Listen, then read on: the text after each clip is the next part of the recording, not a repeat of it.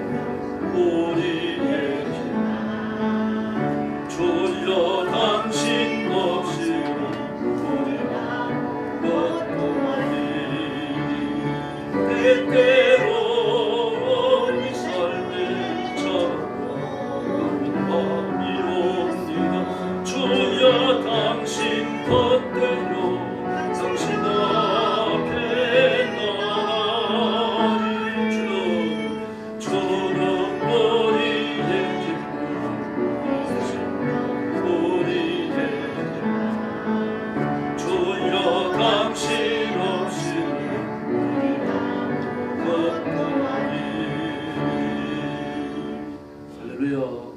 213장 부르겠습니다. 주님 내게 오시면.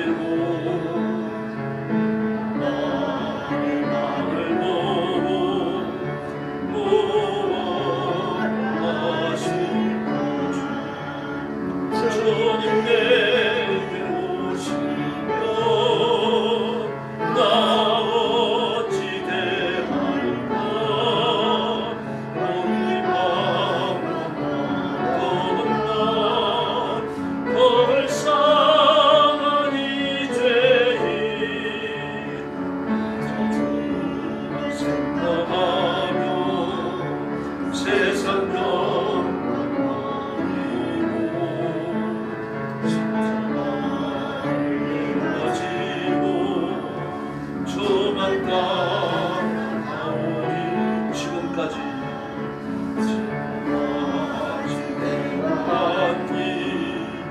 주님께서 오시고 나를 보고 무엇하시고 주님 내게 오시면 나 어찌 되나 멀리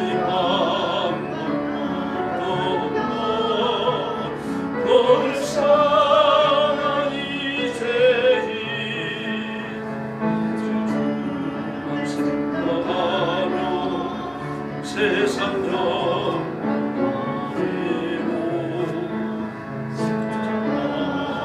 내어지고 주만 따라오리까. 할렐루야. 찬송가 부르겠습니다. 171장입니다.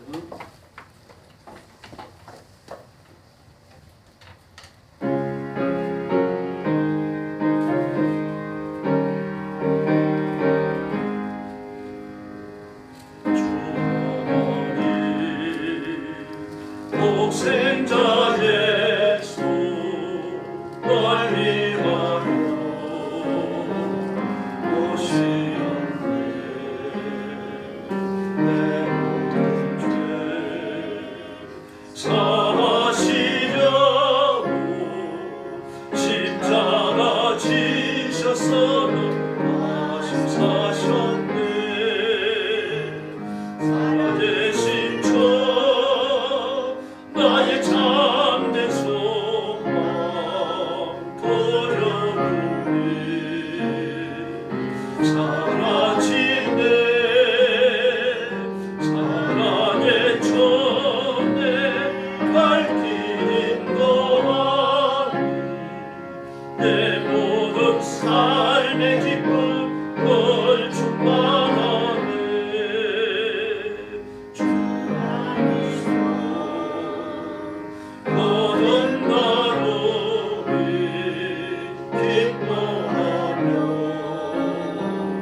찬양하리. 가슴 속에 넘치는 확신 어디에 파는 지혜 소망 넘치네. 아멘. 살아계신 주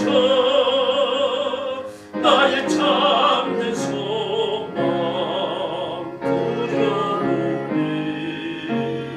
사라지네. 사랑의 전에 갈 길인 거하니 내 모든 삶의 기쁨 널 충만하네.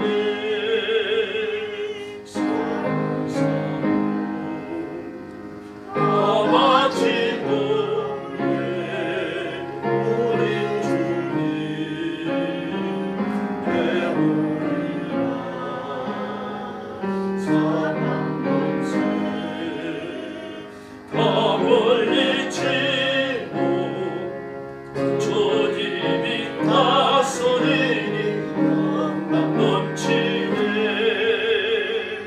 살아계신 주 나의 참된 소망 두려움이 사라지네.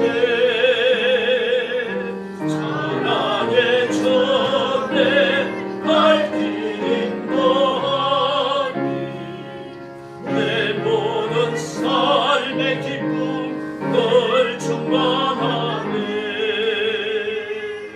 할렐루야. 175장 부르겠습니다.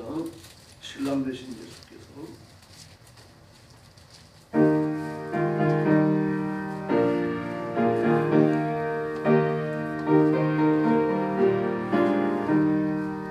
신랑 되신 예수께서 다시 오실 때 밟은 눈물 들고 나갈 준비됐느냐.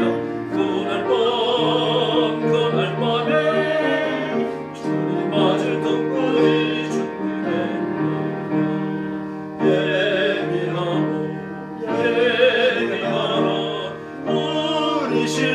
예수 오실 때 밝은 등불 손에 들고 기쁨으로 주를 맞겠네. 주와 마주하는 소리 울릴 때 기뻐하며 주를 맞이할 수 있느냐. 그날 밤에 주님 맞을 등불이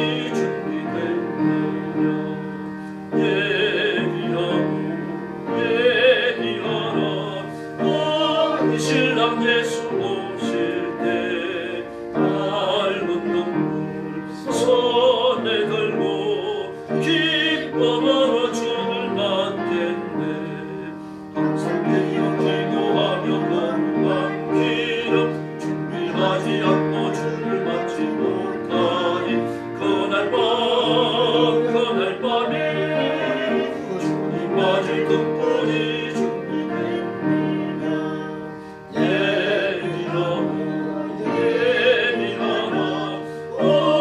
신랑 예수 오실 때 밝은 등불 손에 들고 기쁨으로 주를 맞겠네.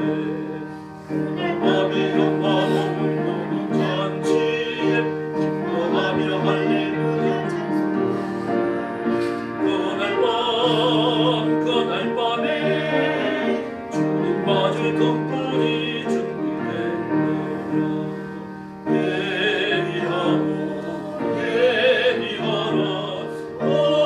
신랑 예수 오실 때 밝은 등불 손에 들고 기쁨으로 주를 맞겠네. 그날 밤에 영화로운 모든 잔치에 기뻐하며 할렐루야 찬송 부르니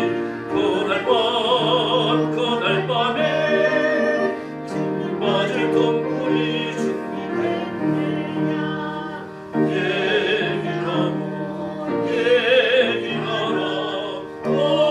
신랑 예수 오실 때 밝은 등불 손에 들고 기쁨으로 주를 맞겠네.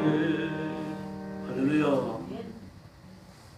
감사합니다. 하나님 앞에 합심기도 드리겠습니다. 오늘 은혜 받기 위해서 자신의 뜨거운 정성, 거룩한 삶 하나님 바쳐지는 예물 되기 위해서 기도해 주시고, 은혜로 무장해서 예수님의 재림을 기쁨으로 맞이하는 지혜로운 신부들라 되게 해달라고 기도하시고, 여러분 가정과 가족들 그리고 우리 영광교회가 이 급변하는 세상에서 힘있게 살아남고, 그리고 하나님의 거룩한 말씀과 성령의 본능을 지키고 파수해 나가는 교회가 되도록 기도해 주시고, 지금 인간이 어떻게 거역할 수 없는 그런 세태와 경향이 우리 민족에 휘말려 있습니다.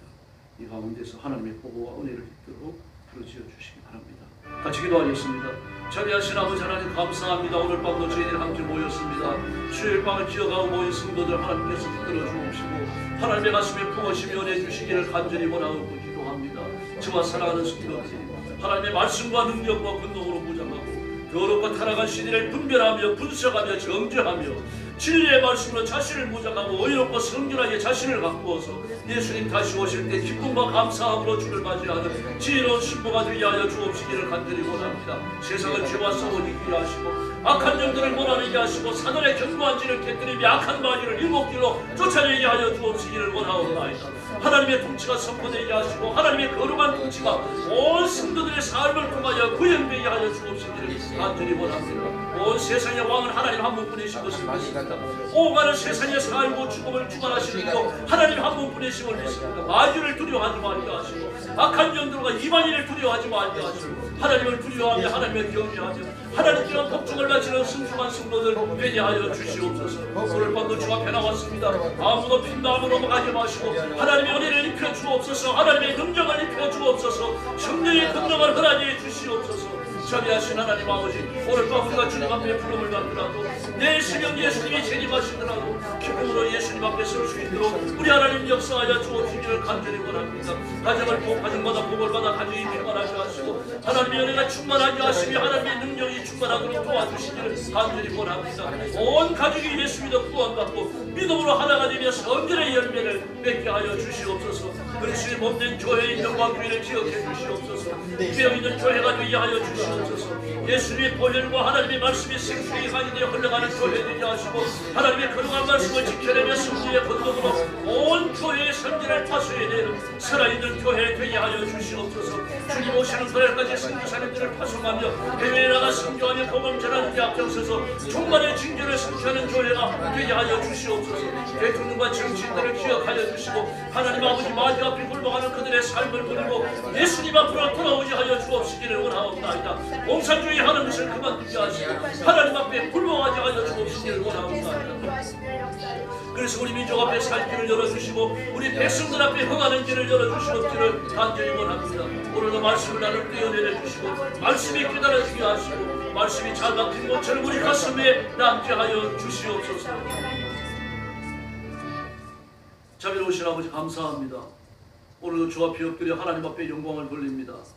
우리 온 몸과 마음을 다하여 바치는 예배를 기뻐 받으시며 사랑하는 성도들을 제물을 받으심처럼 험양하여 주시옵소서. 온 힘을 다하여 하나님 앞에 성결의 삶을 살며 자신을 구별하여 거룩한 신부가 되며 내가 주님 앞에 부름받든지 예수님이 이 땅에 다시 오시든지 언제든지라도 주님 앞에 서기에 부족함이 없는 성도들 되게 하여 주옵시기를 원합니다. 가정이 복을 받아 복음으로 하나가 되며 가정마다 승리의 생활이 이루어지게 하시고 하나님이 가정 안에서 높임을 받으시는 큰 역사가 일어나게 하여 주시옵소서. 우리 영광교회는 그리스도의 몸된 교회인 것을 감사합니다.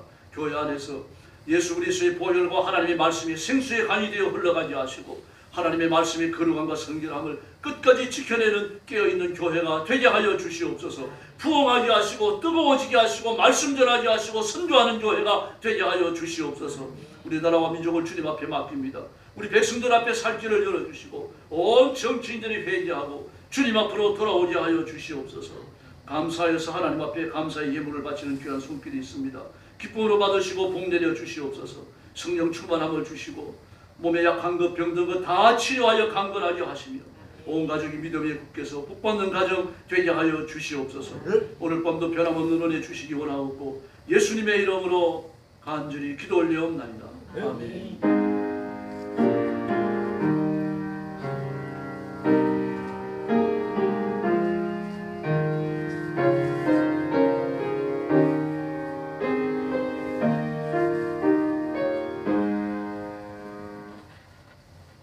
하나님 말씀 봉독하셨습니다. 베드로전서 5장 5절과 6절입니다. 382페이지입니다.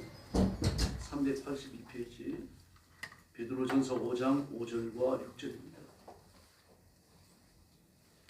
같이 봉독하겠습니다. 젊은 자들아 이와 같이 장로들에게 순종하고 다 서로 겸손으로 허리를 동이라. 하나님은 교만한 자를 대적하시되 겸손한 자들에게는 은혜를 주시느니라. 그러므로 하나님의 능하신 손 아래서 겸손하라. 때가 되면 너희를 높이시리라. 아멘. 청년들의 결단이라는 제목으로 2시간에 걸쳐서 이 말씀을 선고하겠습니다. 김미화 권사님이 강원도까지 가셨다가 이리에서 오셨는데 좀 못 만났습니다. 감사한 걸 놓고 가셨네요. 대단히 감사합니다. 주일날 다시 봉헌하겠습니다.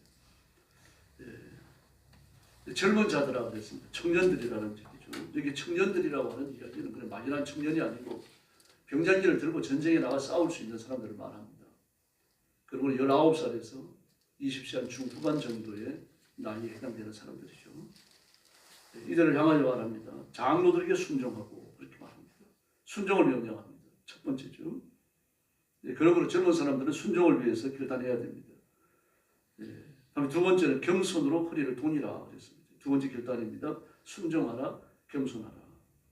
왜 그런 거예요? 하나님이 교만한 자를 대적하시는데 교만한 자의 표본이 뭡니까? 마귀입니다. 하나님이 동산에서 하나님의 보좌를 찬탈하기 위해서 천사 3분의 1을 유혹하여 하나님 앞에 대들고 대항했던 그 마귀를 지금 염두에 두신 말씀입니다. 그러므로 교만한 자는 마귀의 뒤를 따라가니까 필연적으로 배척을 받고 심판에 던져집니다. 그러나 겸손한 자에게는 은혜를 주시는 줄로 믿습니다. 마귀의 유혹에 참여하지 않았던 3분의 2의 천군과 천사들, 그들은 지금 지복을 누리고 있죠. 또 천국에서 영생을 누리게 되어집니다. 고라 때도 마찬가지입니다. 고라의 반역에 참여했던 고라와 다돈과 아비람 그 가정들, 그리고 그들에게 유혹되어져 갖고 모세의 권위를 찬탈하려고 했던 250명의 중간 지도자들 지금 다 죽었어요. 그에 대항했던 백성들까지 하나님이 저주하시고 죽이십니다.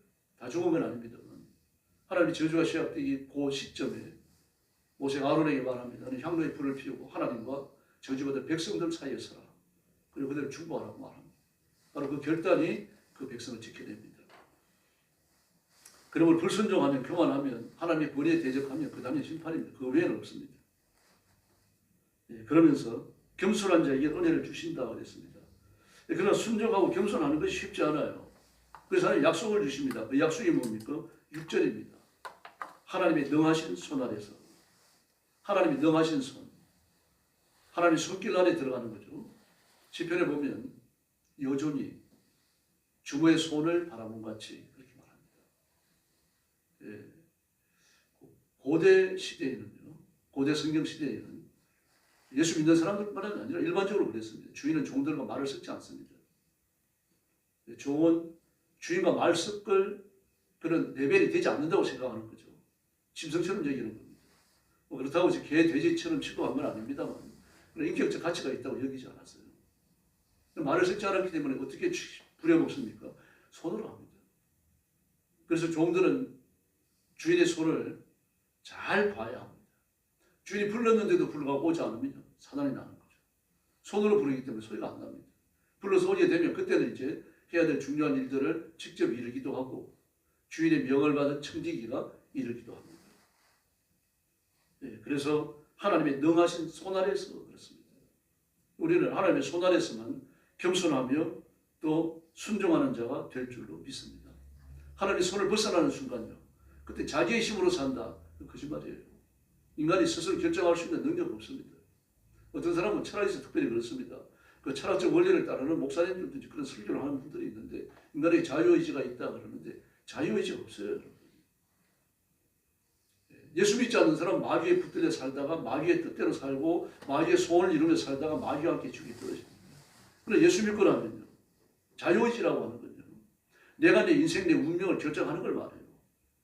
예수 믿고 나면은 하나님 앞에 순종하는 것 외에 단 방법이 없습니다. 우리 예수 믿고 나면은 거듭나서 하나님의 영생하는 생명을 가졌고 예수님의 보혈의 능력으로 씻겨졌고 예수님의 부활의 생명을 가졌으니까 우리가 죽은 후에 눈 뜨면 바로 천국이에요.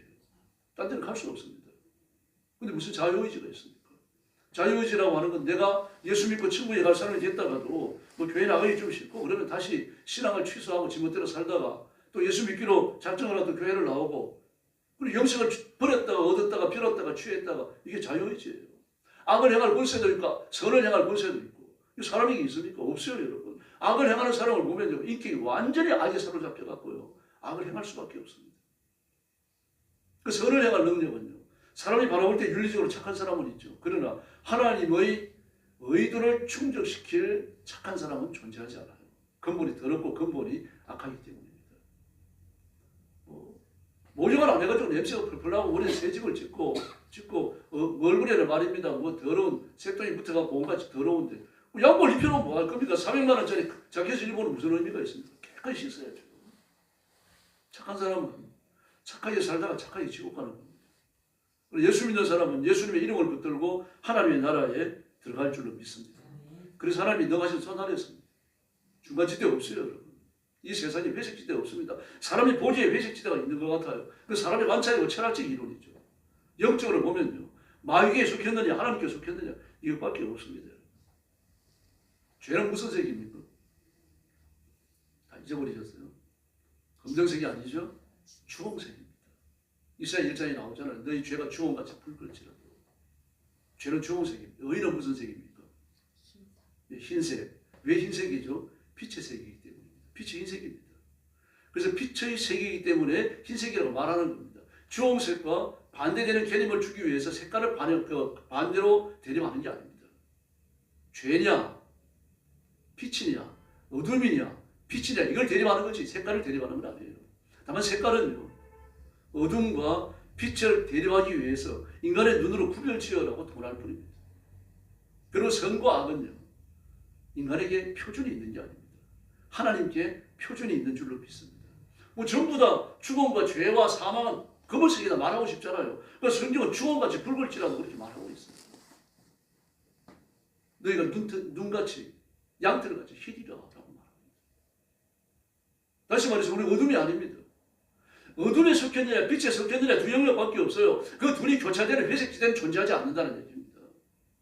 천주교는 있다고 말하죠. 회색지대가. 그게 여러분입니다. 여러분 성경 어디에서도 말하지 않아요. 지워져 가지 않으면 천국에 가는 겁니다.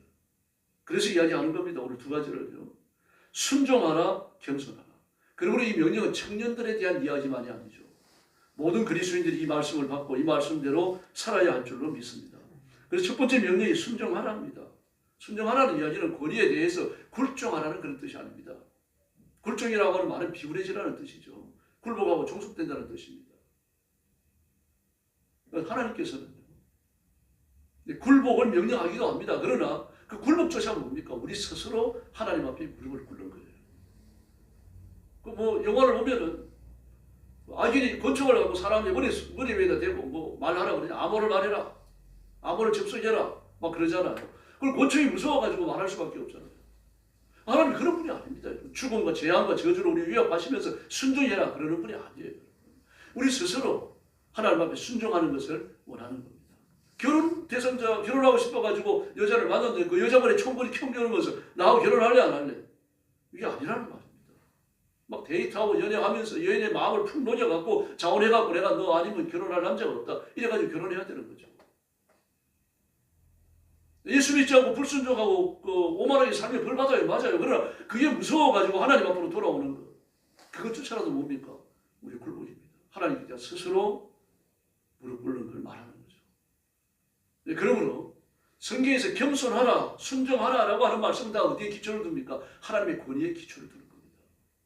교회 안에는요, 순종해야 될 권위가 있죠. 또 순종받는 권위가 있습니다. 권위의 질서가 있다는 이야기예요. 원래 하나님께서 온 세상의 피조물을 지으실 때 높고 낮음이 없습니다. 다 통통하게 짓습니다. 그 창세기 1장과 2장이 창조적 현장이에요. 높음이 없고 낮음이 없습니다. 그런데 아담과 하와는 어떻습니까? 모든 피조물을 위해 높여주십니다. 피조물을 위해 높여주시는 이유가 뭡니까? 하나님이 직접 나서셔가지고 하나님이 지으신 모든 피조물을 다스리셔야 되는데 그 다스리는 일을 아담과 하와에게 주신 거예요. 일 때문입니다. 아예 지위가 높게 창조된 게 아니에요. 근데 착각에 빠지면 어떻게 됩니까? 지위가 높게 창조됐다는 착각에 빠지게 되어져 있습니다. 이제 그러면 마귀의 유혹에 넘어가는 거죠. 목사가 되고 장로가 되고 권사가 되고 뭐 집사가 되고 전부 다 높은 자리를 차지하는 게 아닙니다. 그럼에도 불구하고 어떻습니까? 존경받는 권위가 있다는 이야기입니다. 이 비밀을 아셔야 됩니다. 그건 비밀입니다. 하나님께서 아담과 하와를 얼마나 탁월하게 지으셨는지 그 모든 피조물들을 데려오시니까 이름을 다 지어주셔야 되고 여러분 같으면 이름 지어줄 수 있겠습니까? 그 이름 자체가 뭡니까? 신비하게 짝이 없죠. 창조된 창조물의 특징들을 드러내는 것입니다. 얼마나 놀라워요. 우리는 하나님이 지으신 피조물이 몇 종류나 되는지도 모릅니다. 아직까지도 발견하지 못한 피조물들, 창조물들, 벌레, 짐승들 수도 없이 많습니다. 신문을 말할 것도 없고요. 해마다 처음 보는 꽃들을 찾고 처음 보는 곤충을 찾고 처음 보는 짐승을 찾아가고 말입니다. 막 열대림을 누비고 말입니다. 남아메리카, 아프리카를 탐험하는 그런 학자들이 한두 명이 아닙니다. 심지어 어디까지 내려갑니까? 북극 바다 밑에까지 내려가요. 남극 바다 밑에까지 내려갑니다. 북극 바다 밑은 땅이 없습니다. 그냥 바다 위에 얼음이 떠 있는 게 그 북극이죠. 남극은 어떻습니까? 바다 밑에 내려가면 땅이 있어요. 거기에 뭐가 사는지 찾는 겁니다. 북극 얼음덩어리 밑에 뭐가 사는지 찾는 거예요. 희한한 생물이 있습니다. 개복치라는 건데요. 개복치는 막 1000m, 2000m까지 잠수를 합니다. 근데 1000m, 2000m까지 내려가면은 거기 막 영하 몇 도로 떨어져 버려요. 영하 10몇 도까지 떨어지고요. 근데 위로 올라오면요. 꼭 상온이 되어지잖아요. 도대체 어떻게 견딜까요? 심장이 짝이 없습니다. 또 개복치는 불에가 없습니다. 불에가 없으니까 내려가는 거야 할 수 있겠지만 올라오면 못한단 말입니다. 근데 개복치는 내려가요. 내려가가지고 체온을 주변 온도와 똑같이 낮춰버립니다. 그래서 안 죽습니다. 안 얼어 죽어요. 올라올 때는요. 그 피부 하나하나가요. 그 개복치의 피부는 굉장히 두껍습니다. 어느 정도로 두꺼운가 하면 칼로 그어도 잘 안 그어질 정도로 두꺼워요. 이빨이 약한 물고기는 개복치 잡아먹으려고 물다가 말에 이빨이 부러질 지경으로 그렇게 강합니다. 단단합니다. 그 단단한 것 안에요. 물속에 남아있는 상수 염전약을 전부 빨아들입니다. 그래야 몸 전체가 불해가 됩니다. 그래야 떠올라요. 그 개복치를 처음 만난 사람들이 막 신비해갖고 어쩔 줄 몰라 했습니다. 그런 다음에 올라오면서 체온을 차츰차츰 높입니다. 높이지만 갑자기 막 뭐 몇십 도, 20도로 올릴 수 있습니까? 올릴 수가 없으니까 말하자면요. 빨래를 넣어놓은 것처럼 그 바다 위에 이렇게 널브러집니다. 개복치가 얼마나 큰가 하면 넓이가 3m 됩니다. 길이는 1m 정도 되고요. 굉장히 큽니다. 몸무게는요. 뭐 2천 몇백 킬로, 3천 킬로까지 뛰어져요. 굉장히 큽니다. 이게 개복치를 물고기가요. 막 그런 것이 바다 위에 널브러져가지고 푸득거리고 있으니까 죽어서 푸득거리는 줄 아는데 그게 물 위에서 말입니다. 태양빛을 받아들여서 체온을 높이는 겁니다. 이 도대체 이런 지혜를 누가 줬을까요? 이런 능력을 누가 줬을까요? 개복치는 입을 다물 수가 없습니다. 막 1년 365일 그리고 하루 24시간 입을 벌리고 옷자를 벌리고 있습니다. 그럼 뭘 잡아먹습니까? 개복치가 잡아먹는 건요. 몸이 막 길이가 3m가 되고 이러니까 빨리 못 움직여요. 해파리를 잡아먹습니다. 이 개복치가 잡아먹는 해파리는 따로 있어요. 막 길다랗게 생겨가지고 막 톱니처럼 이렇게 나와가지고 그걸 잡아먹는 겁니다. 근데 이게 희한하게도요. 낮이 되어지면은 물 위로 올라갔다가 밤이 되어지면은 낮이 되어지면은 물 밑으로 내려갔다가 밤이 되어지면은 물 위로 올라옵니다. 낮이 되어져가지고 물 밑으로 내려갈 때 그걸 따라 내려가는 겁니다. 내려가가지고 그냥 떠 있는 걸 잡아먹는 거예요. 그리고 올라오는 겁니다. 어떤 사람들은 개복치를 연구한 사람들은 개복치는 진화의 끝판왕이다 그렇게 말합니다. 진화한 게 아닙니다. 하나님이 그렇게 만드셨어요. 신비롭게 짝이 없습니다. 어떤 생물이든지 하나님 만드신 다음에 그 생물이 하나님의 창조적 특성을 가지고 그대로 유지될 수 있도록 은혜를 주셨습니다. 개복치가 변해가지고 참다란 거 안 됩니다. 막 그렇게 사람이 물고기가 크고 그러니까 알은 어떻게 낳겠습니까? 알 놓으면 다 잡아먹으면 개복치 멸망할 거 아닙니까? 개복치가 알을 한 번 놓으면 10억 개를 낳는다.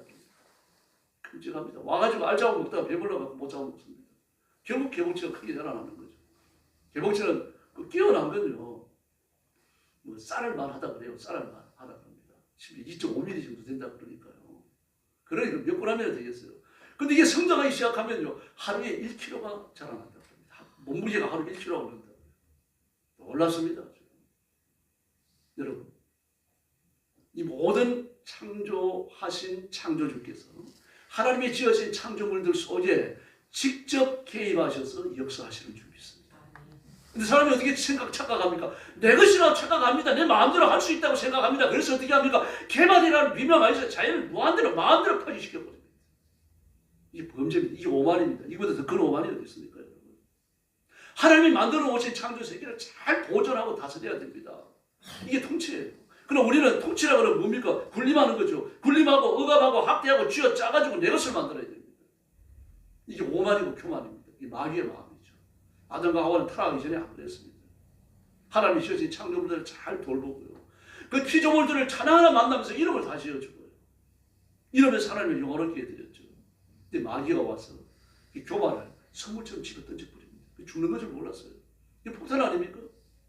뚜껑을 여는 순간 터져갖고 죽는 거죠. 근데 뚜껑을 열어버려요. 열어버리고 나니까 정말 마귀가 구세주같이 보입니다. 그리고 하나님은요, 아주 인식하고 자락한 연관적이시로 보입니다. 그 마귀한테 기울어지는 거 아닙니까? 마음에 있던 하나님 말씀이 의심당하기 시작하고 말씀의 위력을 잃고 빛을 잃어버립니다. 그러나 마귀가 줬던 말은요, 하나님 말씀보다 더 큰 위력을 가지고 아담과 하와의 지성을 지배해버립니다. 이러고 나니까 자기도 모르게 마귀의 수하가 되어져서 하나님께 대해서 온갖 오만을 다 저지르잖아요. 그리고 순종하는 건요, 에덴 동산을 회복하는 겁니다. 다른 게 아닙니다. 하나님의 통치 안에 들어가는 것이고 하나님의 은혜 안에 들어가는 것인 줄로 믿습니다. 네. 지금 온 교회가 목사를 앓고 있습니다. 적어도 2000년 이전까지요, 1900년대까지 교회 안에 전통과 정통이 있었고 권위가 존중을 받았습니다. 목사님들, 장로님들, 또 권사님들, 연세 많으신 어른들이 다 청년들 앞에 이렇게 존경을 받았어요. 교회 나오는 10대 아이들이나 20대 청년들이나 그런 어른들 다 존경했습니다. 말을 잘 들었고요. 이게 질서였어요. 근데 20세기를 넘으면서 2000년도를 넘으면서 그 권위가 아주 성도리째 무너져 버립니다.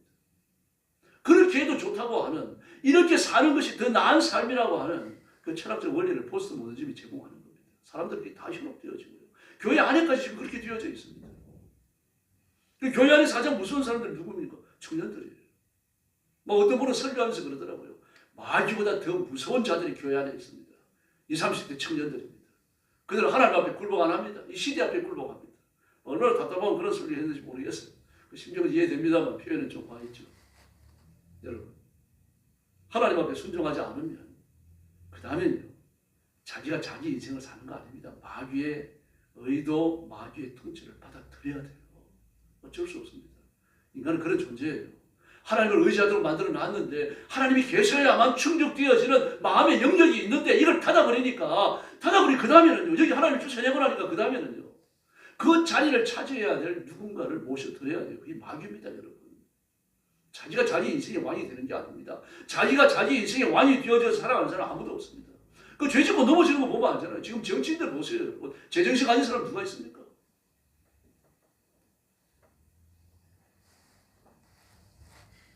이란 전쟁 보십시오.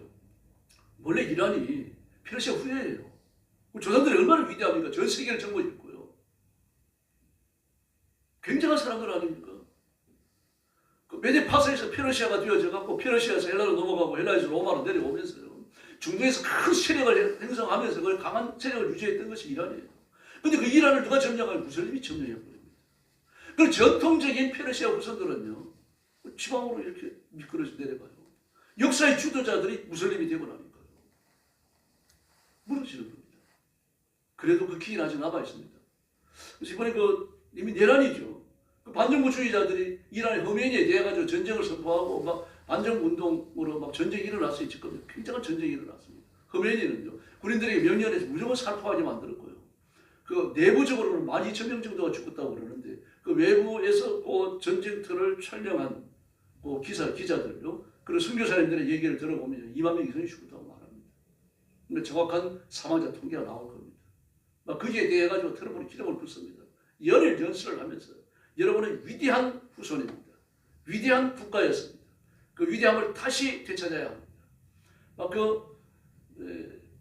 페르시아 후예들에게 대해 갖고 말입니다. 얼마나 용기가 되는 말이겠습니까? 그렇더라도 어떻습니까? 지금요, 전쟁이 휘말려 있어요. 전쟁이 일어나고 나면 끝입니다. 아무것도 안 남는 게 뭐 있습니까? 지금 호메이니와 그 측근들은요, 금을 얼마나 많이 가지고 있는지 금실은 비행기를 몇 대를 날려갖고요, 러시아를 다 도피시켜놨습니다. 거기 가서 살렸다고요. 그럼 푸틴이 그 금을 받아가지고 은행 금고에 넣어두는데 돌려주겠습니까? 절대로 안 돌려줍니다. 이 땅에 사는 동안 돈은 원 없이 쓰게 해줄 겁니다. 그럼 그럼 절대 안 줘요. 푸틴이 그런 건 아닙니다. 오죽하면 러시아 사람은 북극곰이라고 그러겠습니까? 그 손에 들어가면 나오는 게 없어요. 만약 그 손에 나오는 걸 어떤 걸 입는다면 그건 하나님 거입니다. 우리나라 그거를 입었어요. 그래서 미사일 만들고 우주선 만들고 막 탱크도 말입니다. 소련의 탱크 갖다가 지금 EK 탱크를 만들어낸 거예요. 우리나라 사람들은 솜씨가 대단하지만요, 러시아가 그런 거 안 줬으면 못 만듭니다. 지금 하나님께서 그런 식으로 은혜 줄 사람이 은혜를 주십니다. 은혜 받는 민족에게 은혜를 주시고요, 우리 민족 앞에 또 그 은혜가 임해야 할 줄로 믿습니다. 그 전쟁이 일어나지 않게 기도하셔야 돼요. 지금 이란에 전쟁이 일어나면 핵전쟁이 될 위기가 있습니다. 이란이 핵을 가지고 있어요. 근데 핵을 막 터뜨리지 못할 거예요. 이란으로 끝나는 게 아닙니다. 그 주변에 크고 작은 국가들이 그 핵에 다 그냥 오염되고 더러워져 버립니다.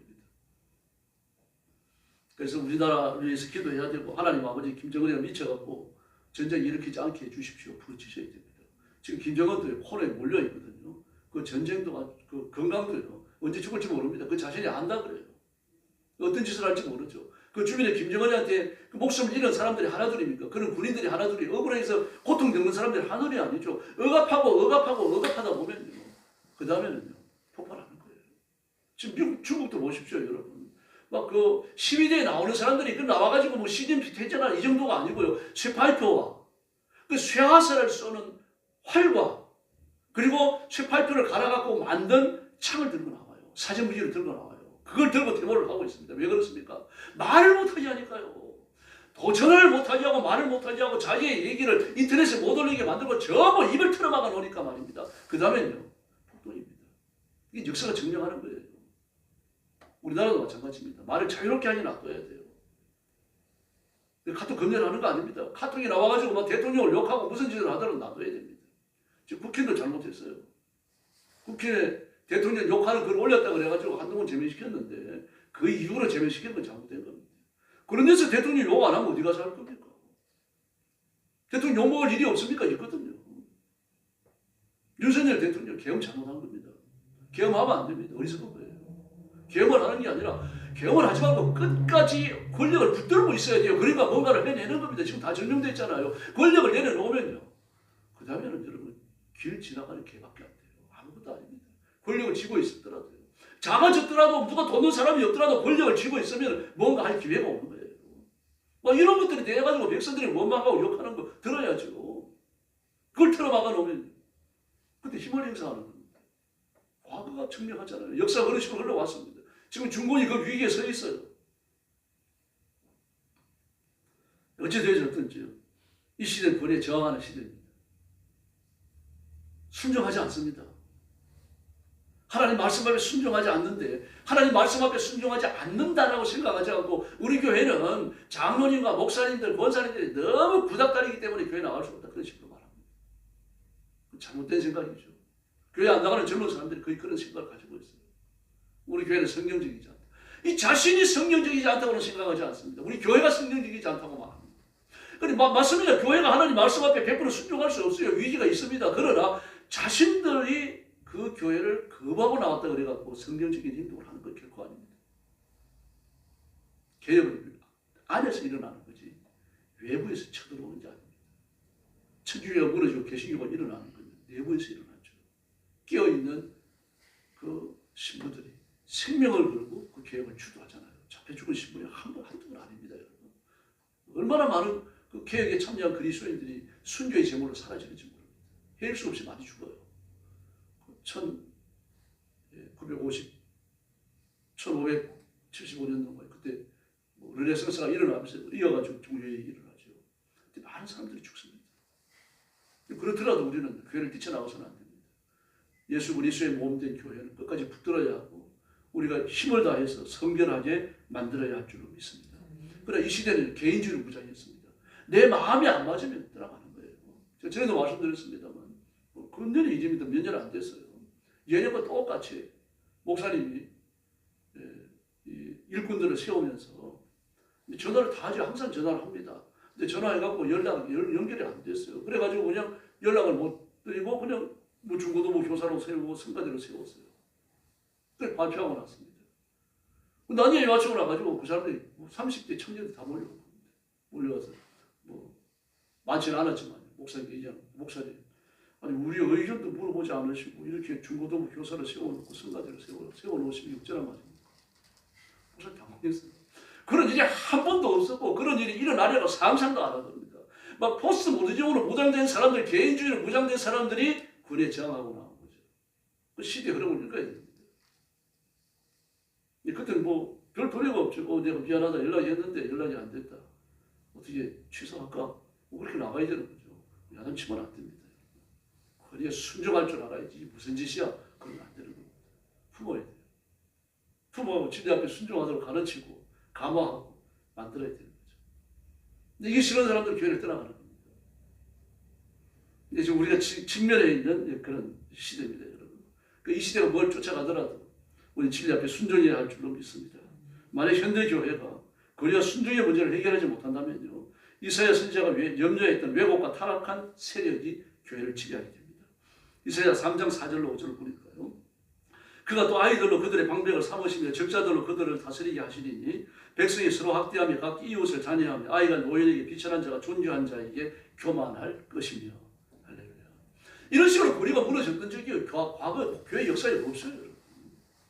우리 나이가 노인들에게 장로님에게 교회 지도자에게 교만하고 말입니다. 비천한 자가 존귀한 자에게 교만하고 비천한 자는 종 아닙니까? 종이 주인을 두들겨 패고 주인의 자리에서 끌어내려가지고 그 자리에 앉고 이랬던 적이 없어요.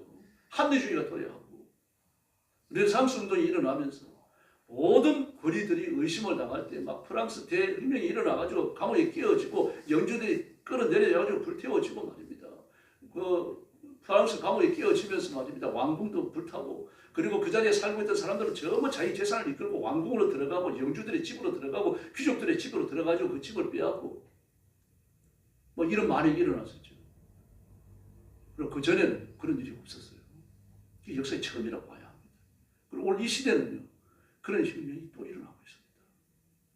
그래서 우리는 어떤 상황이 되어졌든 개혁자가 되어져야 하며 진리의 말씀을 붙들어야 할 줄로 믿습니다. 그래서 겸손하라고 말하는 겁니다. 불인한 자처럼 되지 말라는 얘기예요. 그래서 교회가 하나님 말씀에 바로 서자고 하면 쉬운 일이 아닙니다. 왜냐고 하면요, 성도들의 말씀 앞에 복종해 주면 좋은데 복종하지 않으니까요. 복종하지 않는다 그래가지고 뭐 어떻게 할 겁니까? 뭐 엎드려 기도하고 건면할 수밖에 없어요. 건면해도 목사님 이래서 못합니다, 저래서 못합니다. 그러면요, 목사님 할 말이 없어요. 기도하는 수밖에 없는 겁니다. 그러나 직장은 어떻습니까? 막 심할서 쓰기 하고 월급 깎아버리면요, 막 발등에 불 떨어진 것처럼 달려오죠. 그러나 교회는 그들의 이익을 제한할 방법이 전혀 없어요. 그런 걸 안 주셨습니다, 하나님께서요. 그러나 그런 상황에서 위기의 질서를 세워나가야 돼요. 그러니 가르치는 수밖에 없고, 듣기 싫더라도 말하는 수밖에 없고요, 권면하는 수밖에 없고, 하나님 앞에 엎드리는 수밖에 없죠. 막 이러다가 교회가 산산이 끼어져 나갑니다. 앞으로 보십시오. 그때가 언제입니까? 적그리스도가 나타났을 때입니다. 그럼 적그리스도가 언제 옵니까? 곧 옵니다, 여러분. 일론 머스크를 주시하셔야 됩니다. 그러나 하나님이 세운 어떻게 시대의 선지자 같아요. 그 생뚱맞게 던지는 말을 처음에는 다 욕합니다. 조롱하고요. 근데 그가 한 말이 3년, 4년, 5년 지나가면 그대로 다 됩니다.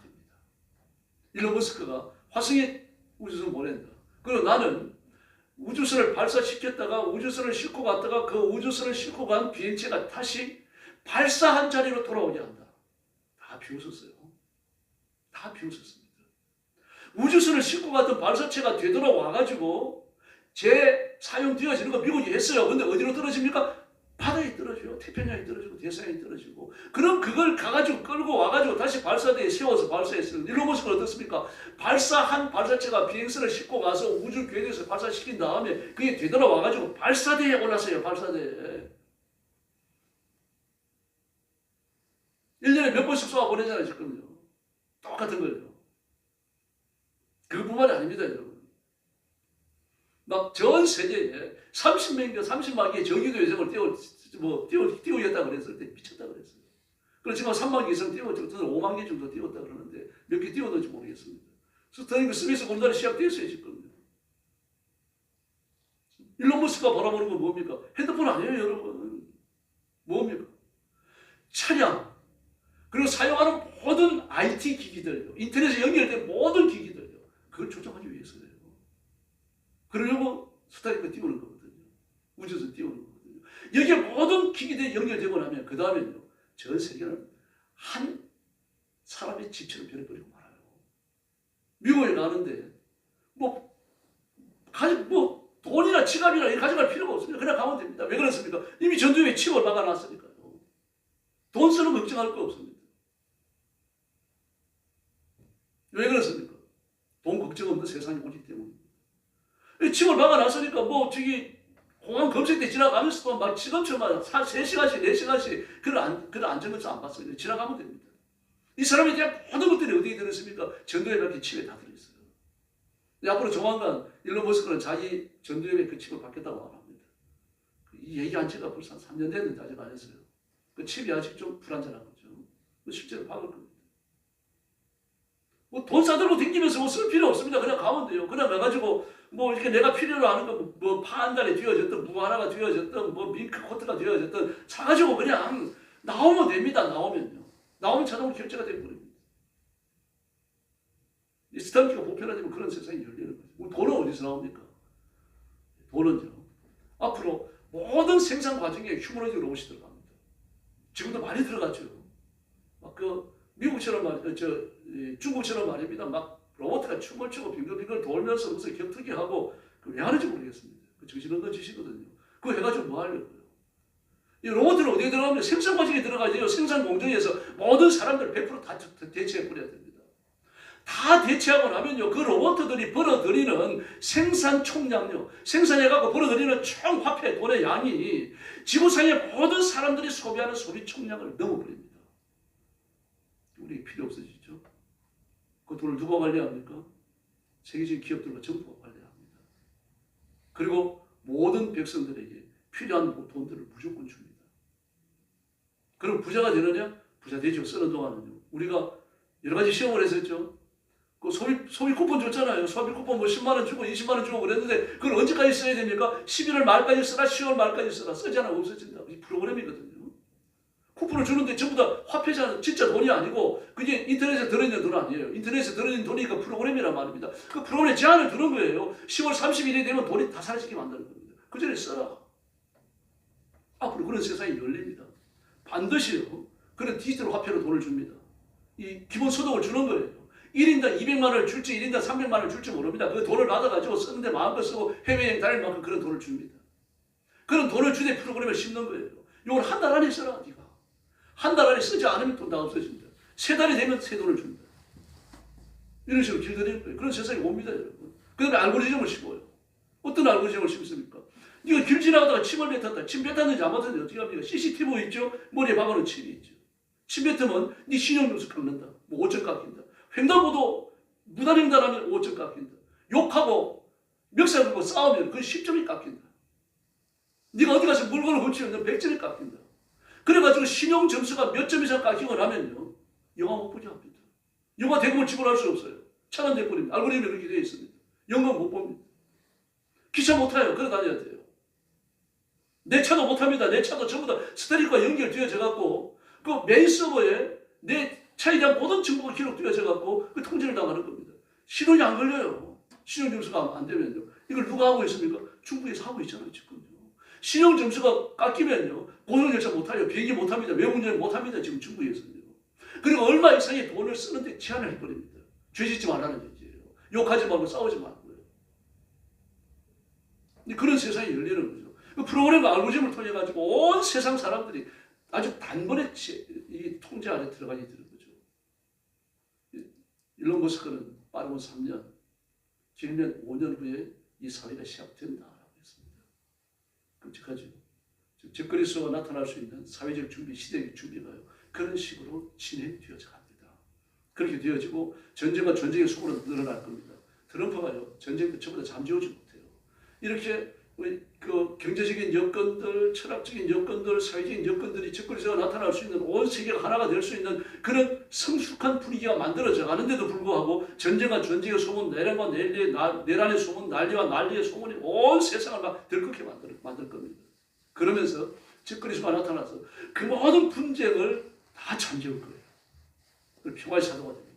그건 누굽니까? 그리스도인이고 교회에서 나간 자입니다. 그런 사람이 나타나면 교회는 긴장해야 돼요.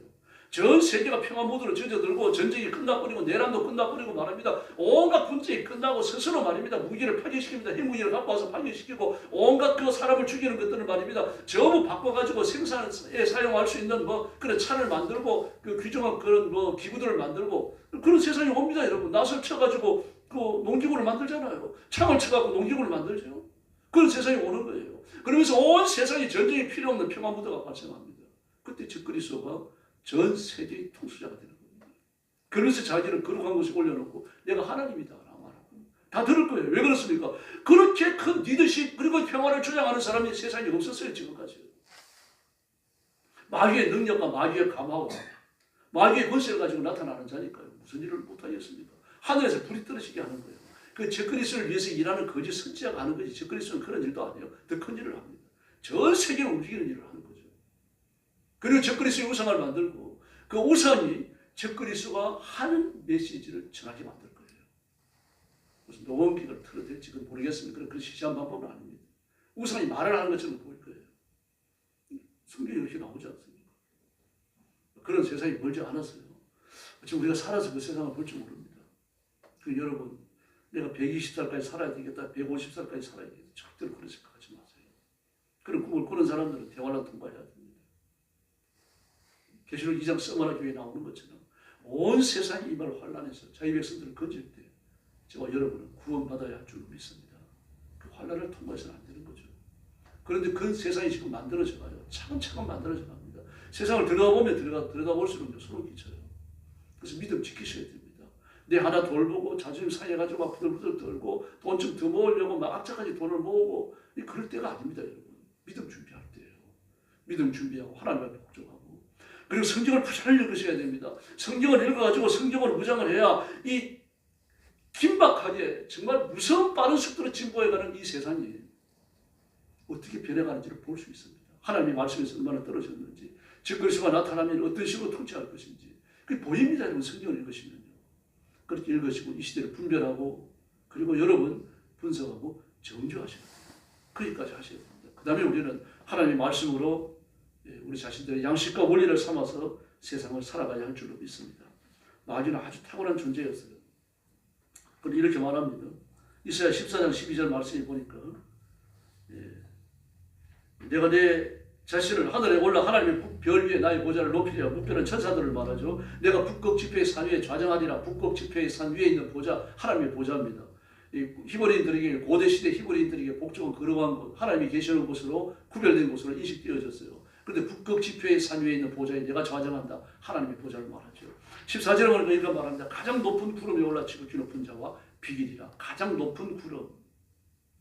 파란 대기권 위에 있는 하나님의 나라, 삼층천을 말하죠. 삼층천은 하나님의 나라죠. 바울이 갔던 거죠. 거기에 계신 하나님과 나를 비길이라 라고 말합니다. 교만하다가 결국은 내 침을 당하죠. 하나님께서 버리십니다. 창세기 계시록 12장에 나오는 것처럼요.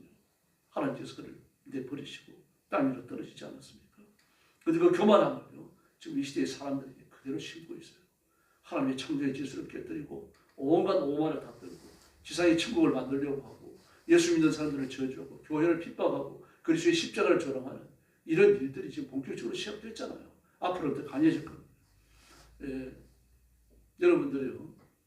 나와서 노래 부르는 아이들, 트로트라든지 뭐 저런 유행가 부르는 아이들 그냥 좋아가지고 보지 마시고 하는 취한 액션 같은 거 주의 깊게 보십시오. 어떻게 인사하는지 보셨어요? 대부분이요. 손가락 이렇게 하면서 인사해요. 손가락 이렇게 하면서. 좀 이렇게 하든지. 이게 뭡니까? 염소대가리예요. 염소대가리. 염소도 뿌리고요. 마귀의 이니셜입니다. 서에서부터 미국에서부터 시작되어졌죠. 옛날부터요. 뭐 키스를 비롯해가지고 뭐 유명한 그 팝 가수들 있잖아요. 그런 가수들이 막 세계적으로 유행하고 그러면요. 그 마귀가 교통하는 무당들이죠. 무당들을 찾기 위해 갖고 프랑스로 가기도 하고 남미로 아프리카 가기도 하고 남미로 가기도 하고 그때는 주는 마약을 먹고 막 그런 약을 먹으면서 귀신과 교통해요. 마귀가 교통합니다. 그러면서 거기에 영감을 받아가지고 노래를 만들고 그 노래가 말이죠. 온 세계에 유행되어져요. 대표적인 키스입니다. 그 말이 아니죠. 사이먼 가펑클 이 사람 대학 교수였거든요. 대학 교수도 그랬어요. 나는 마약을 하고 나서 각성이 되어져서 작곡한다. 사이먼 가펑클이 지었던 노래들은 전 세계 젊은이들을 매료했었죠. 여러분 이런 가수들 하나둘이 아닙니다. 마귀가 주는 지혜를 받는 거죠. 그 내용들 보면 더러워요. 말할 수 없이 들었습니다. 칠경을 범하는 더러운 행동들이 묘사되고 있고요. 교사에게 대들게 만들고 가정의 부모를 죽이게 하고요. 메시지에 그렇게 되어 있어요. 반사회적입니다. 심지어 학생들이 그 십죄가 불렀던 노래 중에 보면요.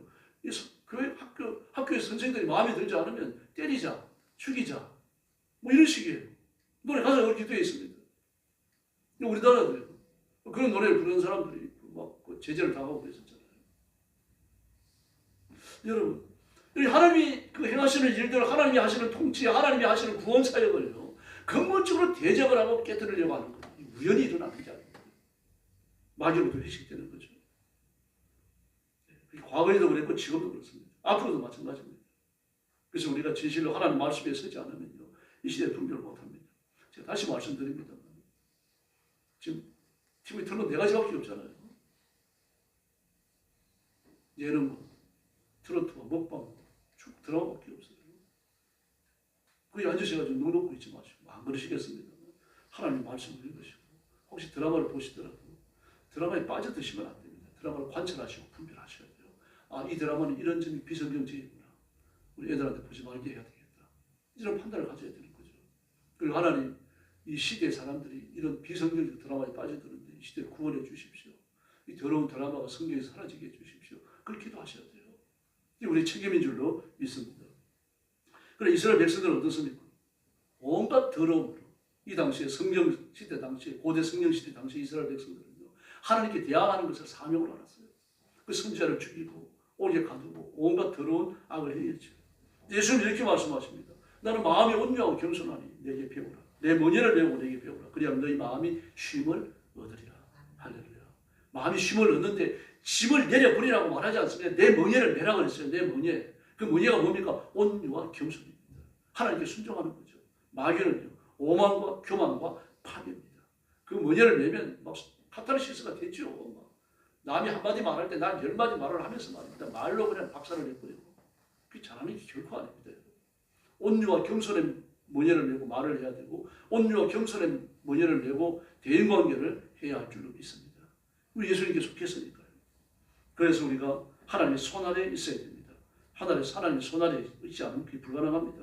누가복음 1장 66절을 보니까요. 듣는 사람이 다 이 말을 마음에 두며 가로되 이 아이가 장치 어찌 될꼬 하니 이는 주의 손이 저와 함께 하시리라. 할렐루야.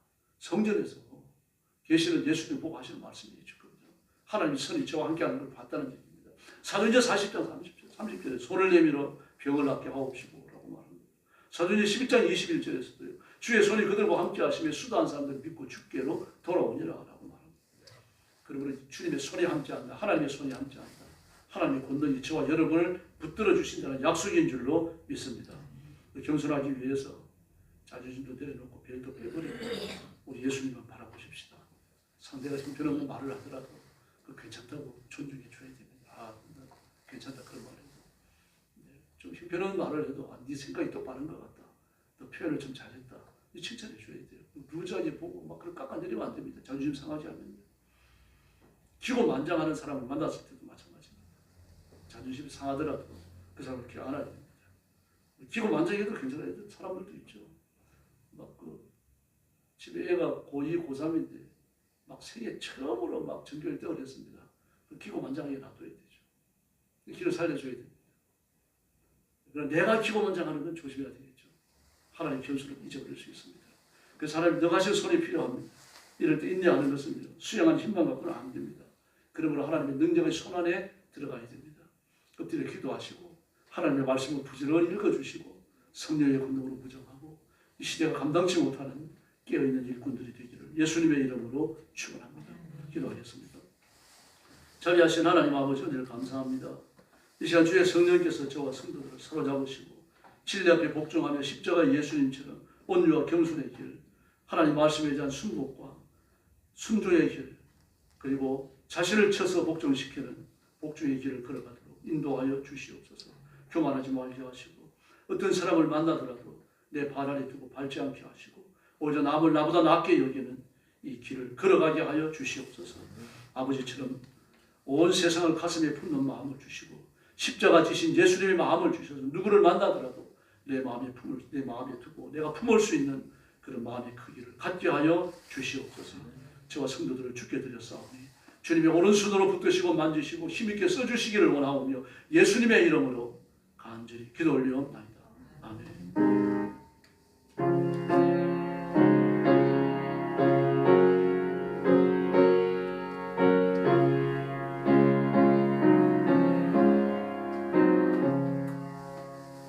446장 부르겠습니다.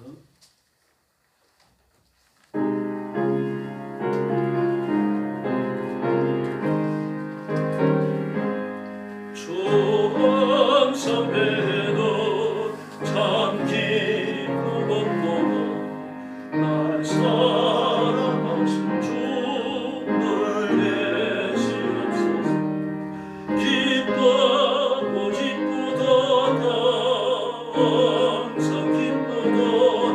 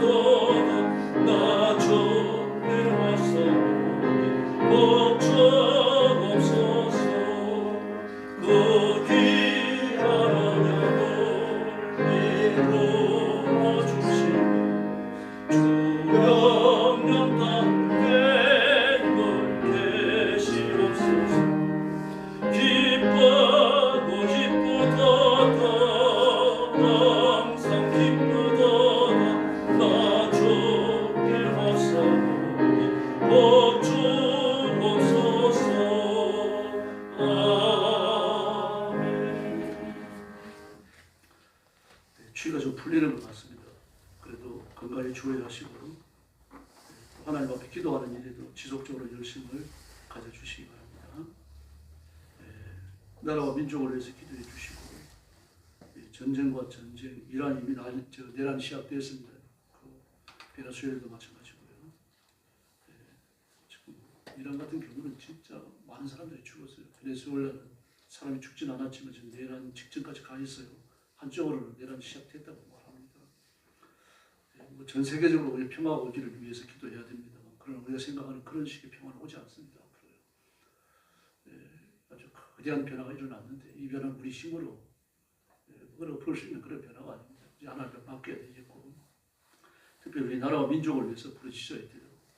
제가 자꾸 말씀드립니다만 우리나라는 두 가지 상황을 다 안고 있습니다. 한쪽으로는 나라가 망할 그런 상황이 벌어지고 있고, 한쪽은 또요, 하나님께서 이 민족을 살려주시는 그 구원의 길이 그냥 시퍼렇게 또 열려 있어요. 그래서 교회가 깨어서 기도해야 됩니다. 대통령과 정치인들을 위해서 기도해야 되고, 나라와 민족을 위해서 부르짖어야 됩니다. 교회를 폐쇄시킬 수 있는 그런 차별금지법이요. 79명의 국회의원들이 해가지고 이미 국회 상정이 됐습니다. 지금 통과되겠죠. 통과되더라도 기도해야 돼요. 하나님, 이 악한 마귀의 괴계가 멈추게 해주십시오. 이 차별금지법은 아주 전대미문의 것이에요. 다시 말해서 설교하다가 말고 잡혀갈 수 있어요. 이제 그런 일은 안 일어나겠죠. 종교경찰이 생겨가지고 그 중동 국가들처럼 종교경찰이 생겨가지고 교회를 감시하기 전에는 그런 일이 일어나지 않지만 그 법이 가지고 있는 정신은 그래요. 설교하다가 그 설교를 듣는 사람 중에 누군가가 차별받다고 있다고 느끼고, 이단들이 불쌍하다고 느끼고, 동성애자들이 불쌍하다고 느끼고 반대하는 이야기를 하면요, 종교경찰이 있다고 잡아갈 수 있어요. 이렇게 될 수 있는 그런 법이 지금 국회에 상정되어 있습니다. 그걸 발의한 국회는 79년이에요. 그중에 기독교인들이 상당수 있을 겁니다. 누군지 이름은 아직 안 밝혔더라고요. 이름이 밝혀지면 기독교인 누군지도 밝혀지겠죠. 그래서 놓고 기도하셔야 돼요. 하나님 앞에. 세상이 예수님이 재림할 수 있는 그런 상황으로 변해가더라도 우리가 저항할 수 있는 것까지 저항해야 되는 거죠. 악의 괴계에 우리가 동참할 수 없는 겁니다. 그리고 교회의 부흥과 성장을 위해서 지속적으로 부르짖어 주시기를 부탁드립니다. 옆에 계신 분들하고 인사 나눠주시기 바랍니다. 한 분 더 인사하시죠. 힘써서 기도합시다. 감사합니다. 주님 가르친 기도 드리겠습니다.